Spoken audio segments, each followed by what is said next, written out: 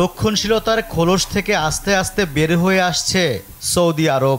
নারীদের গাড়ি চালানো, মাঠে বসে খেলা দেখা এবং সিনেমা হল চালুর পর এবার নাইট ক্লাব চালু করেছে দেশটি।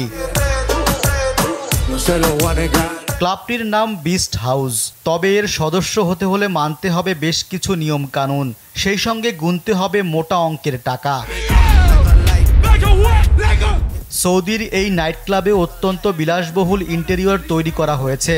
যাবতীয় বিধিনিষেধ ভেঙে এখানে ঢুকতে দেয়া হবে নারীদেরও, যদিও মদ একেবারে নিষিদ্ধ। তবে এই পাবলিক ক্লাবে আগত অতিথিরা মদের পরিবর্তে মকটেল পান করতে পারবেন। দেশটিতে 1950 সাল থেকে অ্যালকোহল ব্যবহার নিষিদ্ধ। নাইট ক্লাবে বিলাসবহুল সুযোগ সুবিধা আছে, রয়েছে কয়েকটি স্টুডিও, একটি ডাইনিং এরিয়াও তৈরি করা হয়েছে, ডিজে ও সঙ্গীত প্রযোজকও আছেন, যা এই গোটা নাইট ক্লাবটিকে আরও আকর্ষণীয় করে তুলেছে। কর্তৃপক্ষ বলছে এটি ক্রমেই শিল্প ও সঙ্গীতের কেন্দ্র হয়ে উঠবে। এই নাইট ক্লাবটি বিদেশিদের পছন্দের অন্যতম জায়গা, কারণ এতদিন দেশটির কোথাও বিদেশিরা পার্টি করতে পারতেন না। এই পদক্ষেপটি ক্রাউন প্রিন্স মোহাম্মদ বিন সালমানের নেতৃত্বে সৌদি আরবের ভিশন 2030 পরিকল্পনার অংশ। রেজওয়ান সিদ্দিকী, দেশ টিভি।